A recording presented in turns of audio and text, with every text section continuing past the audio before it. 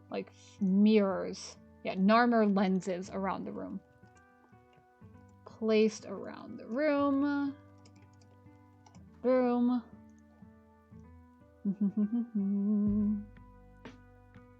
Yeah, all 5 are destroyed. This also summons Narmer deacons. Like, to be killed. Like, this also summons Narmer deacons, which need to be destroyed. Once all 5 lenses are gone, Lotus then attacks Ballas before collapsing. Yeah, I'm never gonna spell Ballas' name right first time because each time I do BL, like it's Ballas.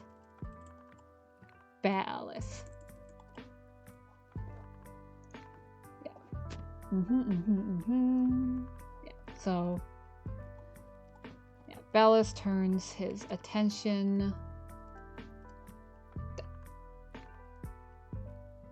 Thanks, Google. What the fuck? Just, you got it right the first time. Google went, nah, and started, what the fuck?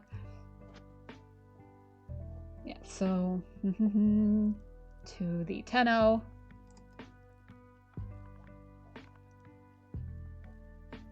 Doesn't know who he attacks with beams. I don't know. Yeah, it's like beam. He attacks. The Tenno use Ballas's beam attack to destroy 4 Narmer lenses.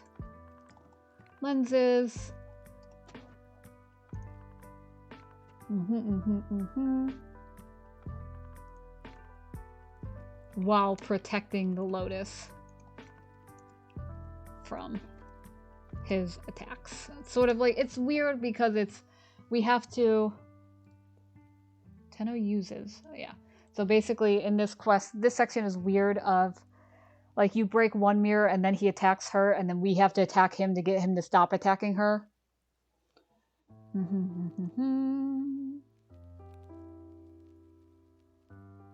Yeah, so with the mirror, with the mirrors destroyed, Ballas makes one final attack and pushes the Tenno aside. Aid? Aside. One letter and it's a completely different word. Jesus. Yeah, so Ballas takes the paracesis that the Tenno brought and uses it to stab the Lotus.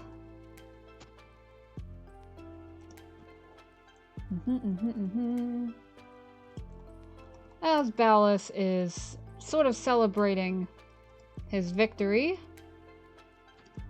the Tenno takes a Narmer Veil, which some people are confused, like, where did we get a veil? It's like, well, we were killing deacons. One of them dropped it, so we just grabbed it. Narmer Veil from destroyed deacons.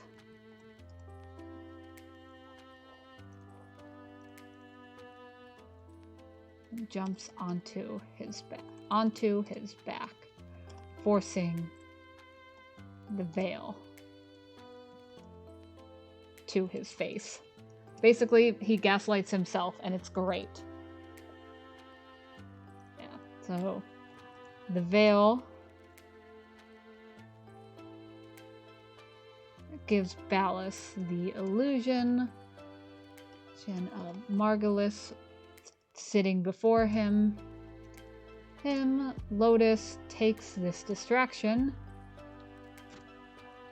to ask for a kiss, in which she proceeds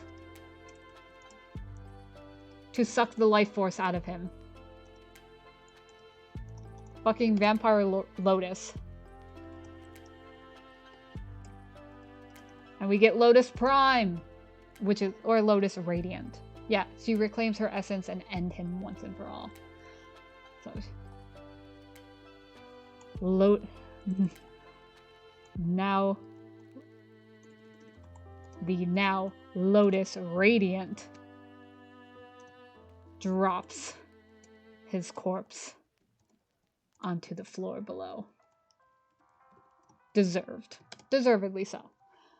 And then this is where it gets weird of the man in the wall. So like the portal is open at this point behind them. Like it was during this. Like it's weird, but like we're nearly there though. We're nearly done. Man. So just really we're finishing up the summary because I don't want to leave it like sort of unfinished. Like finish the quest essentially. So suddenly the man in the wall appears out of the portal that Ballas had opened during the fight.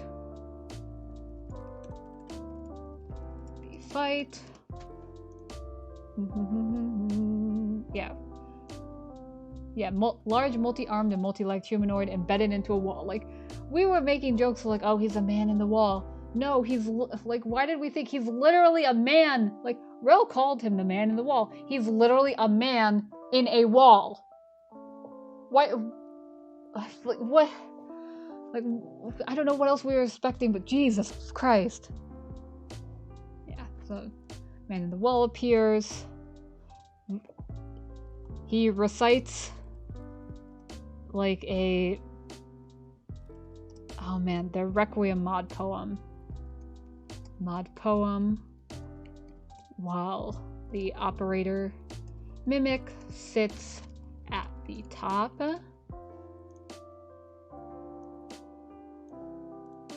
Lotus struggles to protect the Tenno and close the portal. Like this is a weird moment of like the man in the wall like rushes forward before disappearing and the portal's closed. Like, is he now in our dimension or like did she close the portal in time? We don't know.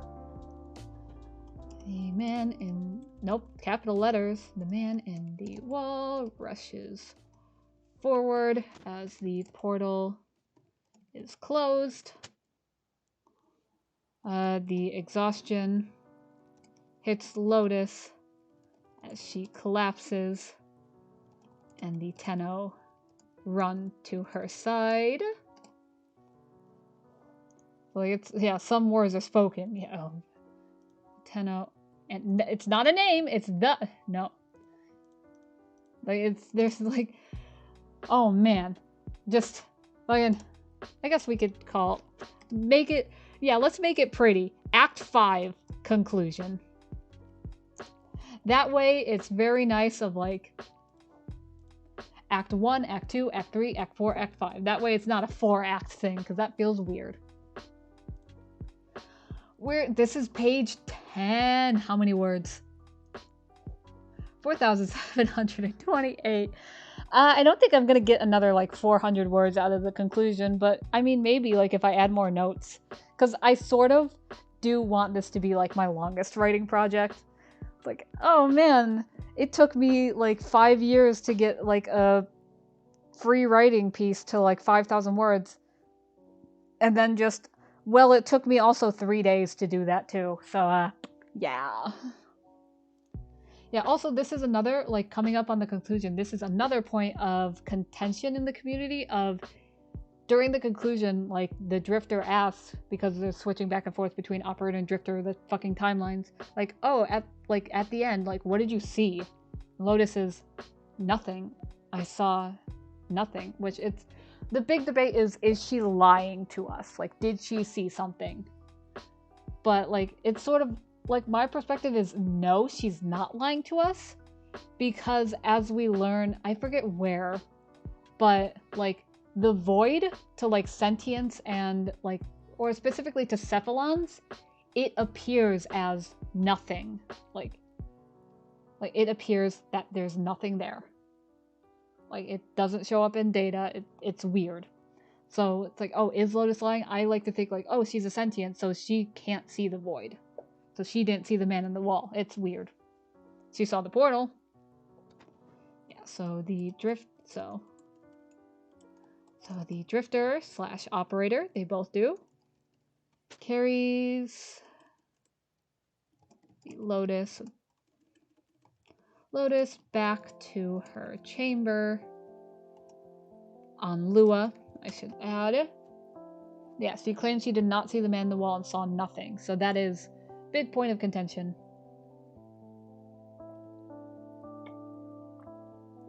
Like, this is where it all comes full circle to the second dream. Lotus claims that with the man in the wall... Man with what in the wall? She saw nothing. I'll put the note of she could be lying or sentience like Cephalons cannot see the void. The void. To them, it is just nothing. Sort of, like, just adding that little note of, like, she could be lying, but we don't know. We'll see. Yeah, so...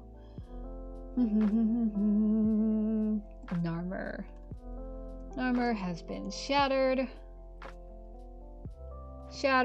but remnants remain, as they have a martyr.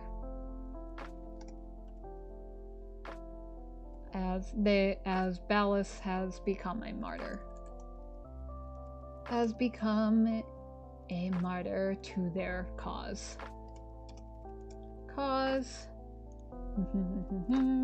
Yeah, voluntary loyalists remain active. Let me see the transcript here. Come on. Yeah, I thought it was Nata, Margulis Lotus. Like, that's up to you. It's gone. Thank you. Yeah, at the end, what did you see? I saw nothing. Nothing. Well, we've got work to do. Narmer's shattered, but they've got a martyr now. And the old guard are already eager to fill the vacuum, if you're ready. Yeah, so Grineer and Corpus. Like, so basically the ceasefire, or like the treaty, retake their posts in the system, we'll say. Like, I'm not sure, there are voices, I'm not one. I know, but maybe you could choose one voice to lead the others. It's your choice. The Tenno, or we could say the operator. Yeah, the operator asks if Lotus is ready, in which she responds that she isn't sure. She hears voices. She is not one. And then the operator offers her the choice of picking one of the voices to listen to. Nata, Lotus, Margulis, and then this is the big permanent one that, like, yeah, I mean, I went with Lotus because it made sense to me. It just felt right. Of all this time we're getting Lotus back. Of Nata is who Hun Hao and Era wanted her to be, but she chose the Tenno. Nata is who Ballas and Era wanted her. No, Nata is who Hun Hao and Era wanted her to be. Margulis is who Ballas wanted to be. Lotus is who she chose to be. Like, we thought, like, oh, it was just a Orokin trick. No, she chose the Tenno. She chose the Tenno. And that was a good enough, like, she chose to be Lotus. I said, yeah. Yeah, so then it ends. Let's see. Yeah, chosen name will be permanent, appearance can still be changed, and then you get an inbox message thanking you. Yeah, and then you can say the quest ends once the player makes their choice. And then I'll still call her like Lotus Sends. Because, I mean, it's just, man. Yeah, the Lotus is reborn. The Lotus sends an inbox message to the operator, to the Tenno, thanking them. Yeah. For now, rest, dream of who we were and who we have become. Yeah, thanking them.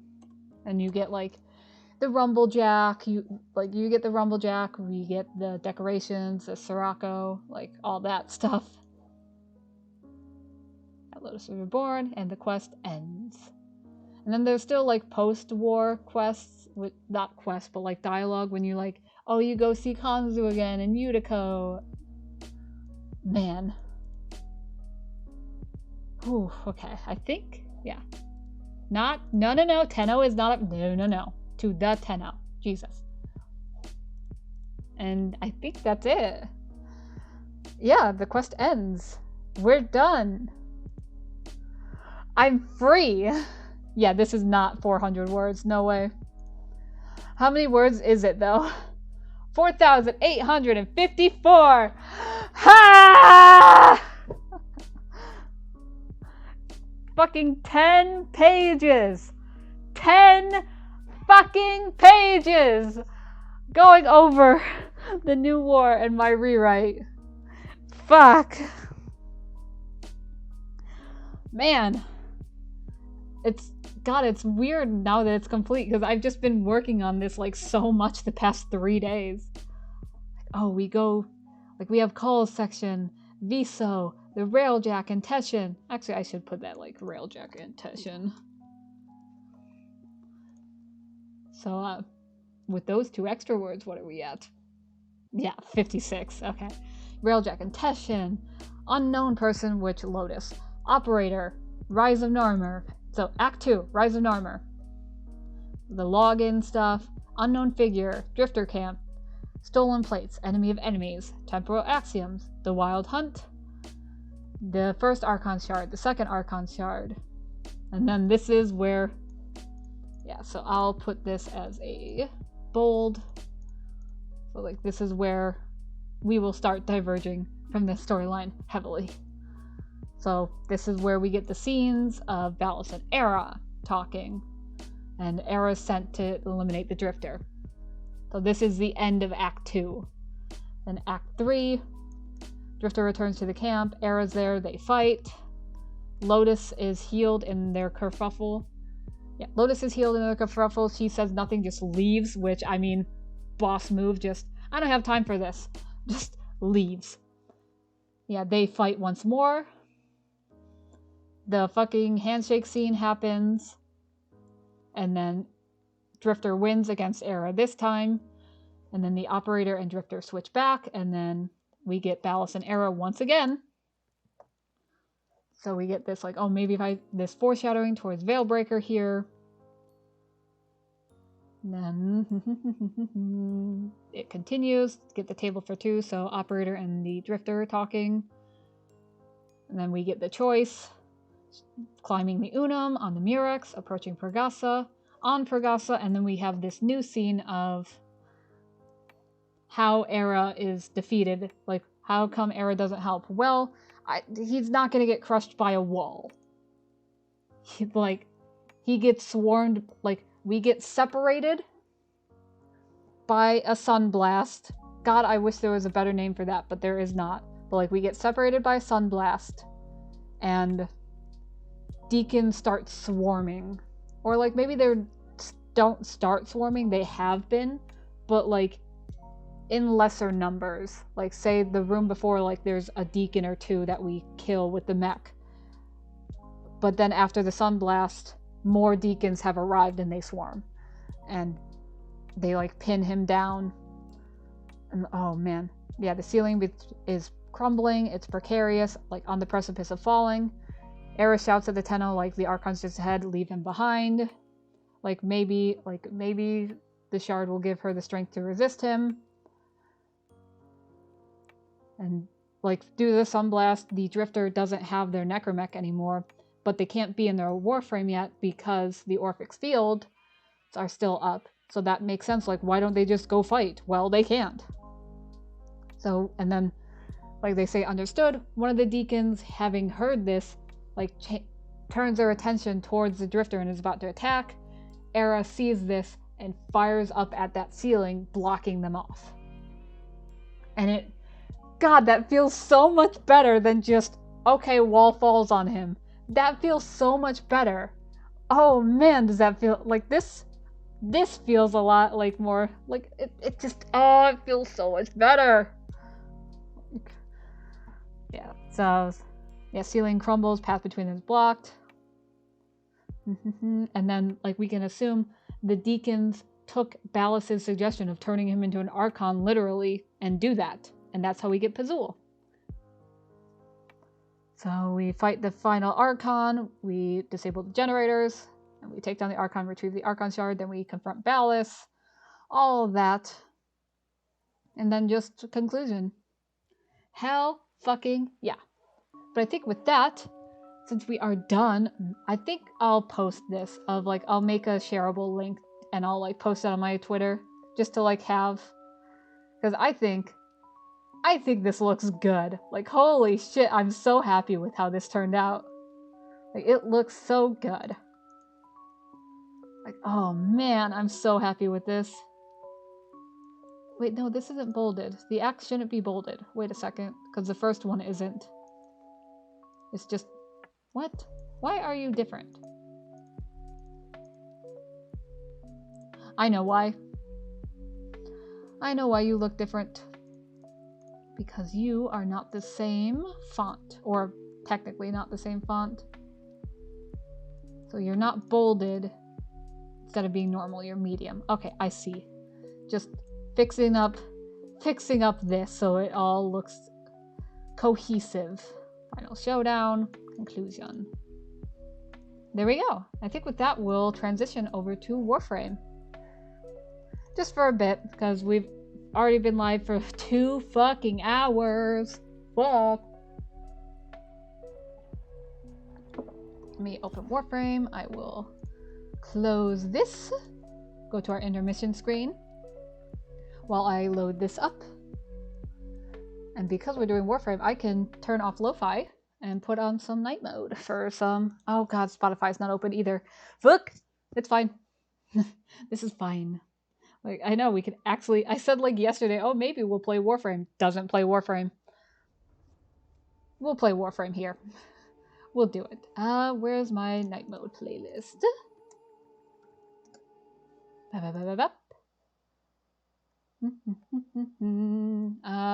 What? Oh, Ogress and exclusive. Okay, so that's just Prime Gaming. Okay. So I did do some... Let me check on the music, because yes, it is quiet. I see that.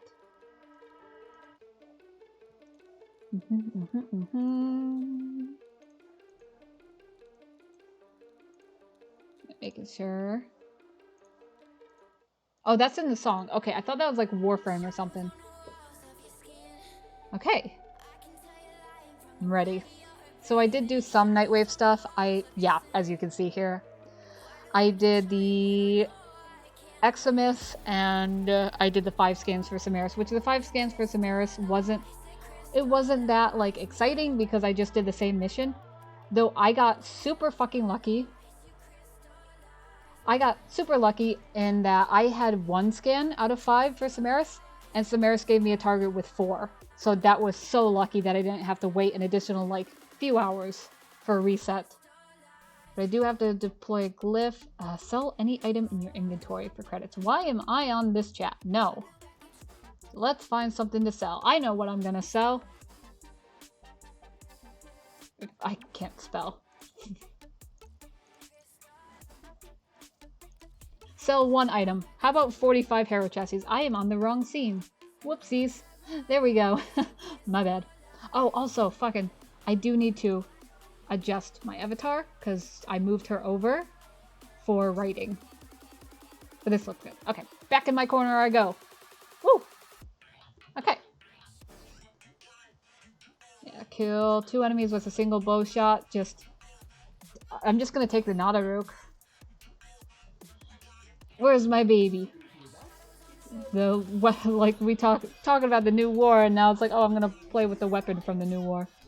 So I have to do a glyph. I still have to do, my sortie. I still have to do my Archon hunt and call weekly. Whoops. I'd rather not take the Nadarook there. What else can I do? 5 bounties in the plains. God, but that's so boring. Okay, let's do this capture. Just to get the 2. Just do something real quick and easy. Real quick, real easy like.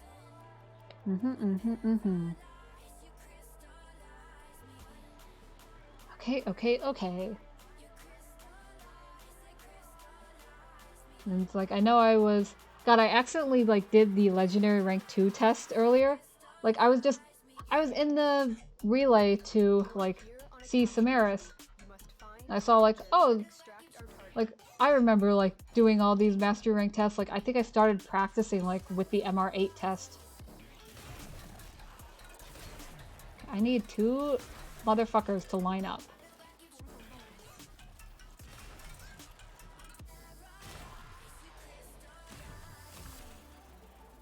Okay. Oh. Love to see that. He tried. But just seeing the Moas line up of, ooh, we're good. And we're done. Oh, deploy a glyph. Before I forget, where's my glyph? Ta-da!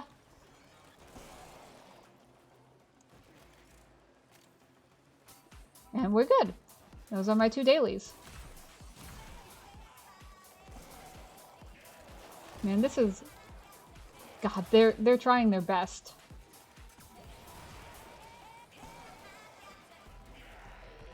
Okay, so that was just the goal of doing this low level. Just get those done as fast as we can because it's just dailies. Looks like heavy activity ahead. And try to get a little bit of focus out because I did get a affinity booster.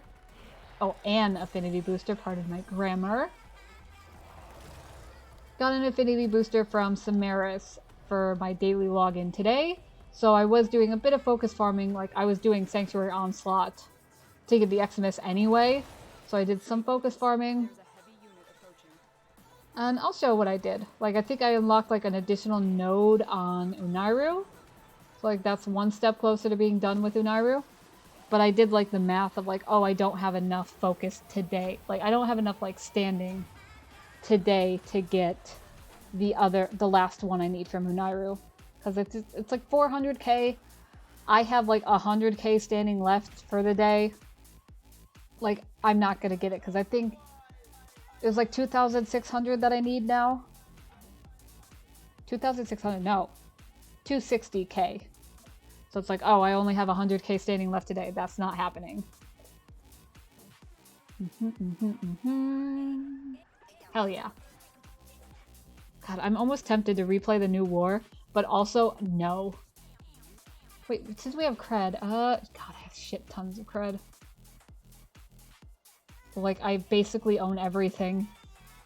Like, no, I already leveled that, already leveled that, already leveled that. That's just a skin. Already have. So it's just like, oh, Kuva, Nitane, and potatoes. No, did I buy this just to be like, so I have it? I don't... No, I think... No, I have this, I think because I got a second chassis before Nightwave, like when Vauban was on like alerts, I think. That would make sense to me. Item treasure hunt, yes. Yeah, we can do that, why not? We'll see if the Iatan bug is still in the game. Which also was interesting. It was sort of a good thing I didn't play Warframe yesterday because there was a bug with the DirectX 12 that was happening that was crashing the game from the latest hotfix. So that was not good. But they think they fixed it, and like I didn't have the game crash once this morning when I was playing, so that is good. Oh wow. No thank you. That was a baby Volt there. I'm ready. Send me in. Huh. Varzia! Oh, I tried to say hi. Unfortunate.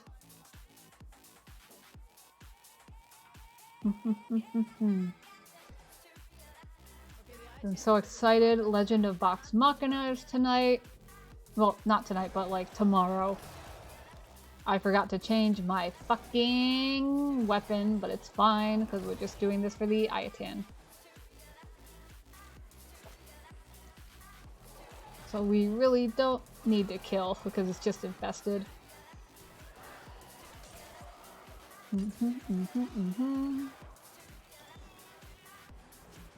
Boop. Yes. Oh, did that? Oh, it didn't rank up with that. Damn. Ah! Fucking trees. Okay. Yeah, fucking Legend of Vox Machina is tomorrow. God, what else? I think Saturday is... Yeah, Saturday is Owl House. Like, fuck. I forget what else. Oh, tonight is prime time. So very excited for that. Boop. God, that's so easy now. Because it used to be like, when you ground slam, it used to be that you only went like down. So if I ground slam, no matter what, it'd be straight down.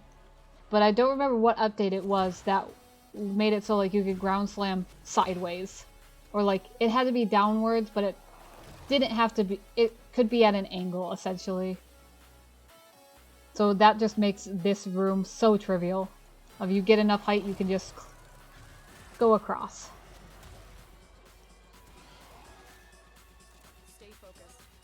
Did the Juggernaut show up, or what? I don't know. Well, he can, if he did, oh well. He can just suffer.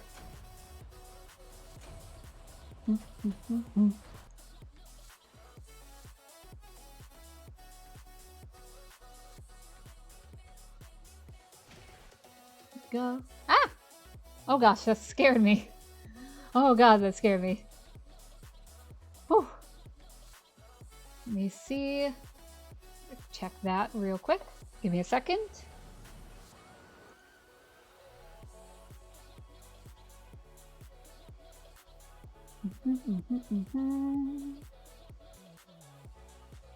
Oh god, I broke it. No, no, no.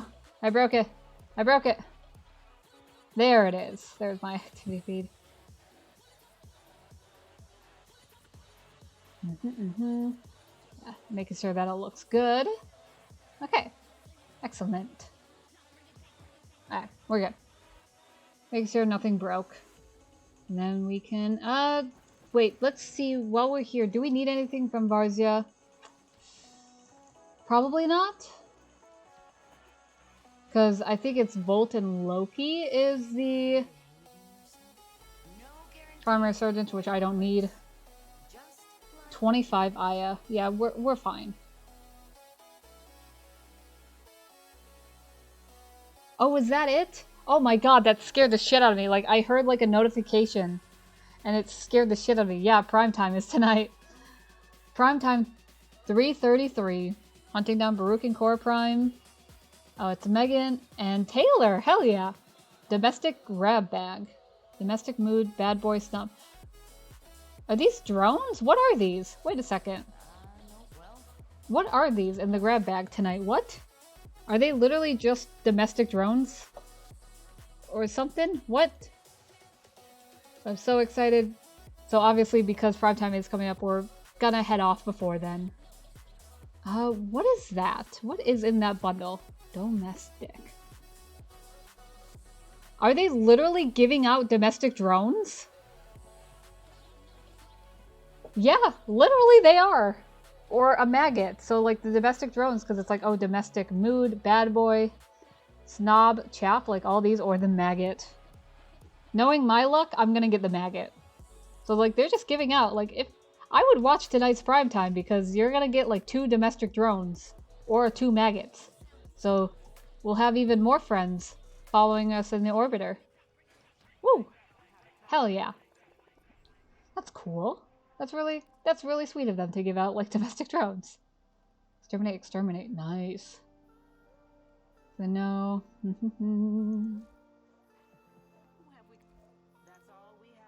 Let's see. So we can help Clem, but we don't have to. We don't really have to do this. I sort of want to finish my focus farm, so let's... Like with the affinity booster, because I was leveling the Agendis, was that too. And that's why I had the Felarks. I need to find the build for the Archon Felarks. But we can go to ESO, which also the Sanctuary Onslaught tiles for the week fucking suck. Like, they were just huge open rooms, and it's like I was doing it solo because it was just faster. But they sucked. They were awful. We have a Saren, we're good. Let's see if they're any better. Yep. What happened?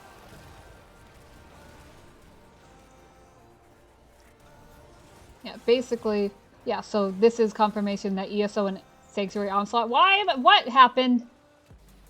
Have different, like, tiles. Different rotations or different maps for the week. Because I was wondering that of, like, is ESO good this week? Is it bad? I don't know. Good to know.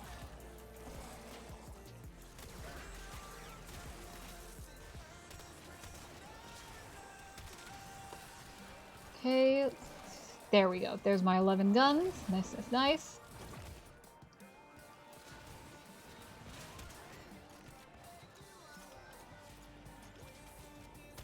Oh, that's their molt. My bad. I don't know why I saw it and just went enemy. Brain said kill.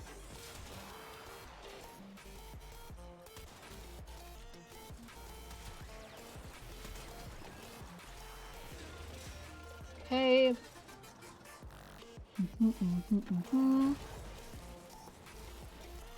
That, level 17 and level 28. Nice. Little slower than I'm used to, but that's fine. Because next round we'll start getting the... We'll start getting focus. So hopefully if the Saren continues, we can get that quickly.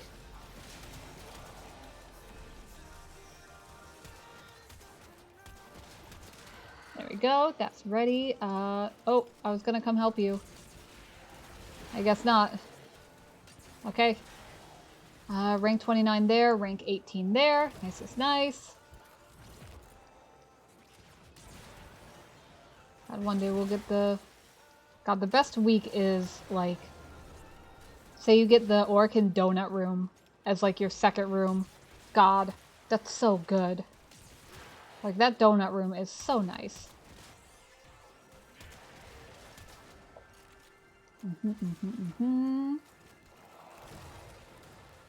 Ooh, really good timing on that. Really good timing on the Arcane Energize.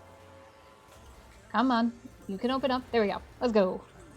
And our Saren is coming with us. Great. I need focus, so I'm not gonna... Contrary to what I usually do, of where for Madurai, when I was farming that focus school, I would get out to my operator who had like the rank 4 Madurai lens. I'm gonna stay as Zaku, who has a, I think, a rank 4 or rank 3 Unairu lens, and just let the kills come in like that. Turn that one on. There we go. Max rank on the Felarx, the Agendis is 21. Good, good, good. Nice. Just try to stay near my teammates so we get the affinity share of all three. What are we at? 17k. Not bad. Not bad. Not bad for like a more open room.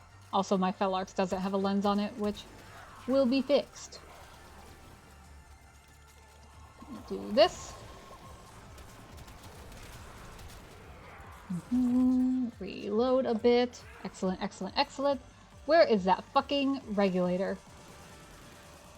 Okay, they got it. Good. I hate the regulators that they disrupt the enemy radar. Especially sometimes in like Sanctuary Onslaught. Like, the Corpus ship, like, it can be multiple levels, so you don't know where it is. It sucks. It's just, oh, why don't I have my enemy radar? Like, okay, where the fuck is it?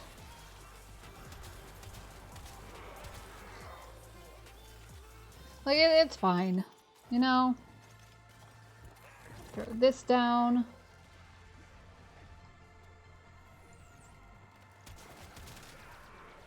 God, look at that damage. Very, very nice. Oh, you bitch. Oh, you bitch. Uncalled for. Throw that down again. No, no, no, no, no. No, no, no, no, no. Not allowed. Fucking... Okay, good. Someone found the regulator as soon as it popped up.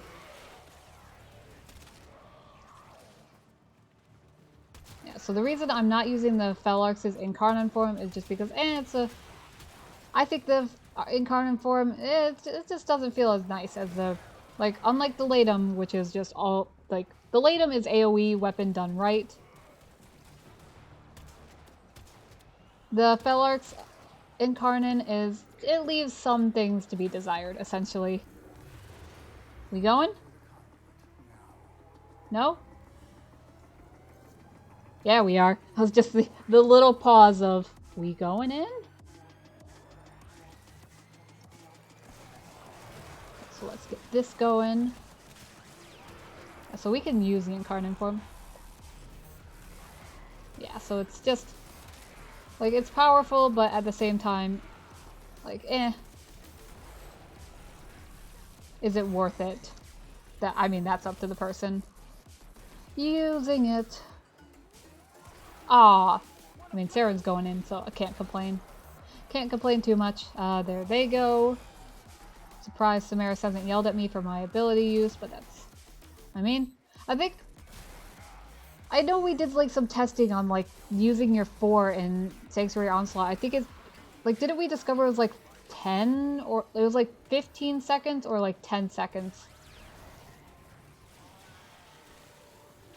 Or something. I remember, like, doing that. Okay, how much? Okay, that was a considerable amount of Nunairu. Okay. Did I hit cap? I don't think I did. I might have. Good thing we're found out now because we're gonna go to rank 4. Round 4, not rank 4. What? Rank 4 and C. Because if it's like, oh, you can't get focused, then we know, okay, it's done.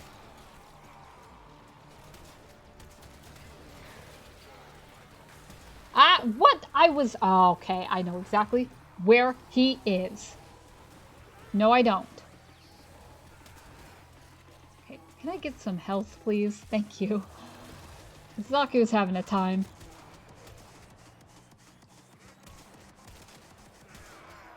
Go. Let's heal up. We're good. Rank 33 on my Agendis, which I think it has 1 Forma, so it's not there yet. So hopefully if we go one more round, it can get up to that next rank. That is what I would like, is to spend another Forma, because, God, I have so much Forma, please. Like, I wish there was a way to, like... I don't care if it's, like, a single Forma for, like, a single ducat. Please, I don't need 100 Forma. Please. Like, I would much appreciate being able to, like, rid myself of Forma. Like, I have a horde. I do not need a horde. Saren? Abba? Nova's going. Come on. Nova's going in. Come on. It's worth it just to go to 4 just for the rewards. Make sure we get that. Okay.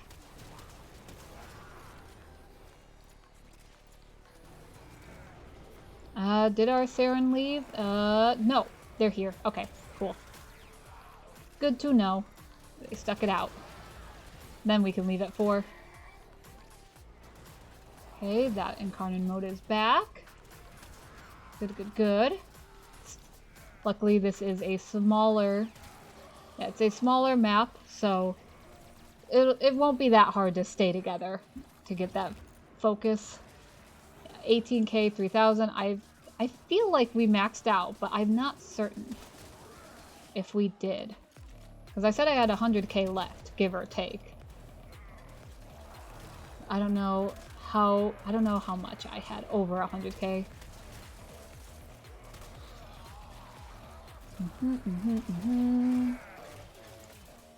That's rank 34, so I think my Agendus is now max rank 2. So that's good. Because I don't think I put like too many forma on it.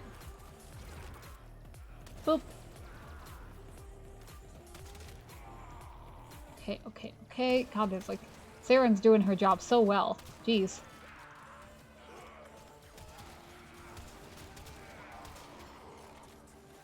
Oh. There's you. I hope the Arson Eximus is dead at least.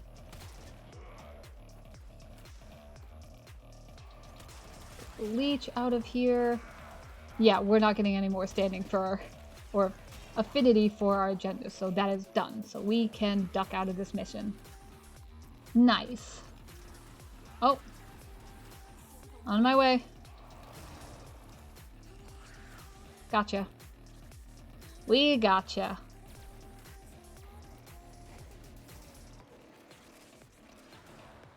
Oh. Nope. Fuck that. Okay, and we are done here. Hell yeah. A4 Radiant. Nope, we're done. My weapons are maxed, we are good. Yeah, and they're not going in either, it looks like. Yep. Whoop.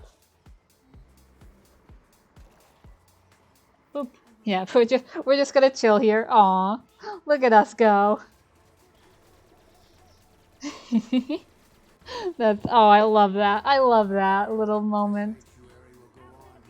What's in these relics? I wonder. 34 headshots. I wonder why. We'll see if we hit our focus cap. We'll see. I think, is this a Baruch relic? Because that would be nice. Oh, we could do that before we head off. Because I was thinking like, oh, maybe we end stream. I do have some Baruch relics. Scourge and a Furus. Okay, so nothing useful. Because I know I was opening a bit, but then like, I think the Meso Fissure or the something changed. So we don't need this. We have the system. No, it was the Lith, which is excavation, and you don't do excavation for void traces or for relics at all. It sucks. An Axii Exterminate isn't bad. Well, there's the Axii Exterminate. So I think I have 2, but since it's the rare, I should save it. God, I wanted to do the Lith. Man. Unfortunate. But I think with that, since I do have my affinity booster tomorrow, arbitration, not worth it. I think with that we'll head off because my voice, I think, is starting to die. But yeah, I think that seems pretty good for today. But yeah, thank you all so much for being here. Holy shit, we finished our rewrite and added an extra scene, which I didn't think I would, of how Era turns into an Archon. Like Era's sacrifice scene. That was cool. But yeah, I think with that, we will head off. I will throw it to our end screen. throw it to our end screen, turn back on the lo-fi.